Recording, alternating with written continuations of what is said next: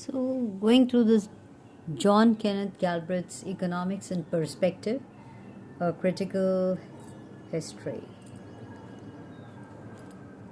Well, that's his photograph here, and in praise of him, they've written John Kenneth Galbraith, Canada's most important intellectual export, continues to instruct, tease, entertain, and infuriate his legions of American admirers. This highly personal interpretation of the history of economics brings to life, in the language of epigram, the men who have shaped this disputation subject. Disputatious subject. Vested interest, historical accident, and the play of human ego underlie the austere mathematics of contemporary economics.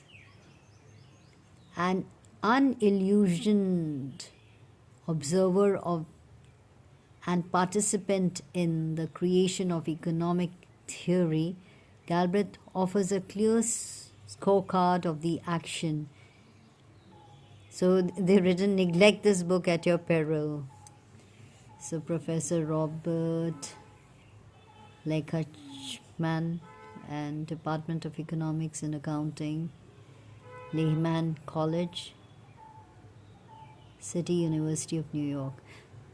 Arthur M.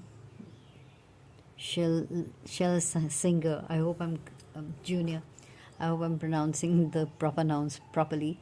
John Kenneth Galbraith has never been more astute, instructive, and entertaining than in this fascinating account of the origin and function of our economic ideas and illusion.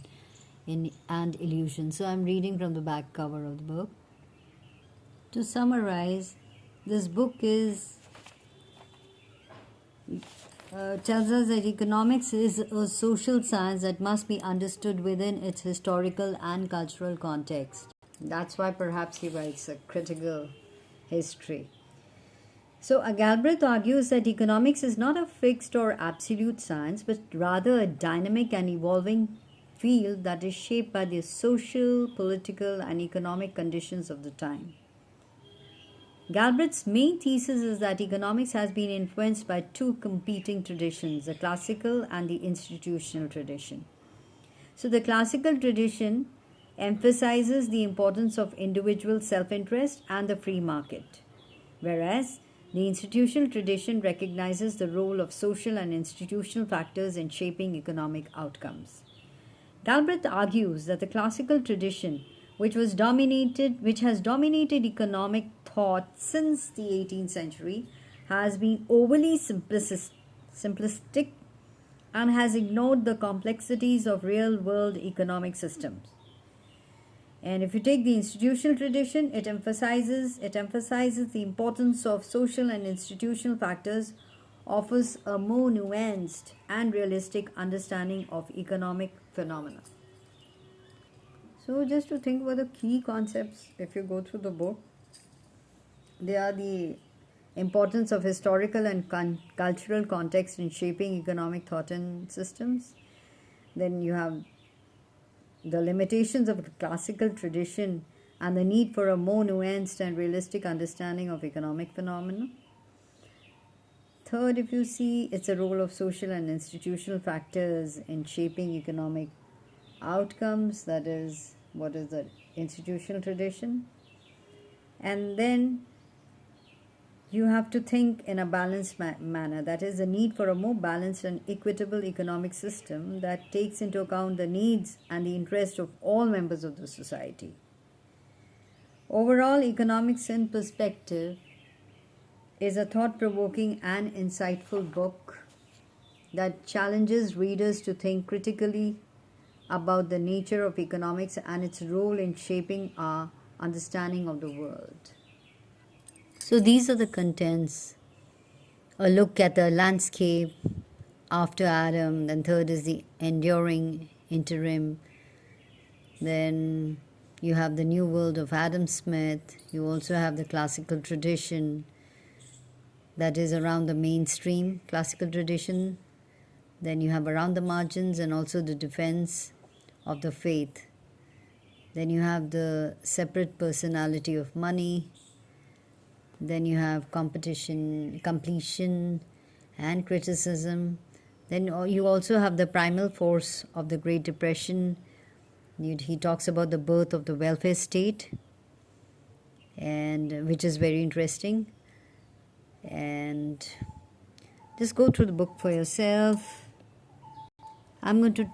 I found this very interesting, that is the Great Depression, because time and again we get into this business cycle of depression. So I was curious. So according to Galbrith, the Great Depression was not just a random event or a minor setback, but rather a profound and transformative moment in economic history. He argues that the Great Depression was a result of a fundamental flaw in the capitalist system, which he calls the primal force of the depression. Galbrith identifies several key factors that contribute to the Great Depression, including overproduction and underconsumption. So in this, he argues that the 1920s saw a surge in industrial production, but this was not matched by a corresponding increase in consumer demand. As a result, businesses were left with large inventories of unsold goods, leading to a sharp decline in production and employment. Then you have what is known as the income inequality. Galbrith notes that the 1920s saw a significant increase in income inequality. Why? Because for reasons like this, that the wealthy were accumulating more, and that led to the problem of underconsumption. Then third, he talks about speculation and financial instability, in which he says that he argues that the 1920s saw a surge in speculative activity, particularly in the stock market. This created a fragile and unstable financial system that was vulnerable to collapse. And regarding the monetary policy, he wasn't happy. He says he criticizes the monetary policy of the time, arguing that the Federal Reserve's decision to raise interest rates in 1928-29 reduced borrowing and spending and helped to trigger the Depression. So Galbrith argues that these factors combined to create a perfect storm that led to the Great Depression. He contends that the Depression was not just a minor setback, but rather a fundamental transformation of the economic system, one that required a radical rethinking of economic policy and theory.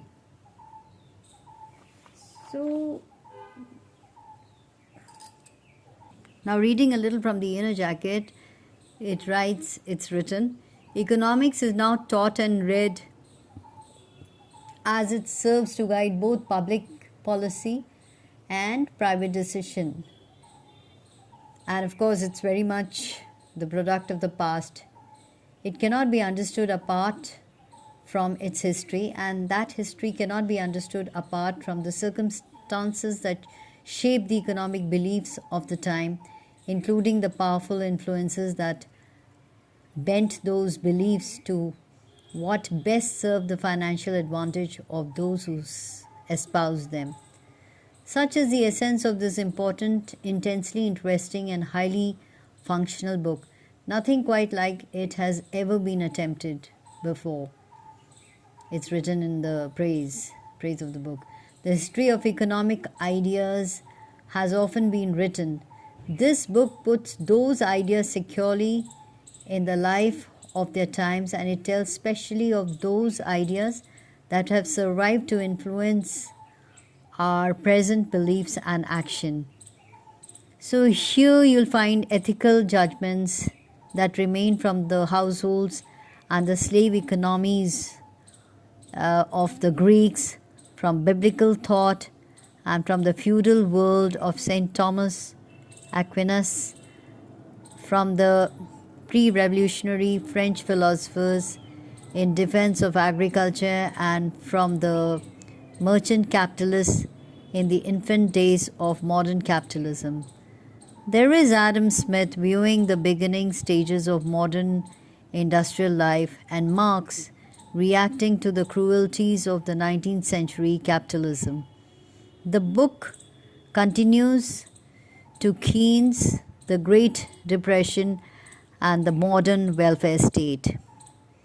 So, Economics in Perspective is a work that reflects years of effort and the special advantage of a scholar who has known personally nearly all of the major players of the last 50 years.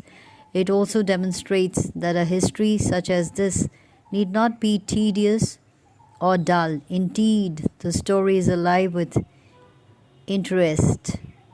Finally, as Galbrith shows, there are no important ideas in economics that cannot be phrased in clear, understandable language. This book is fully as available to the concerned layman as to the professional economist, and that is the beauty of the book.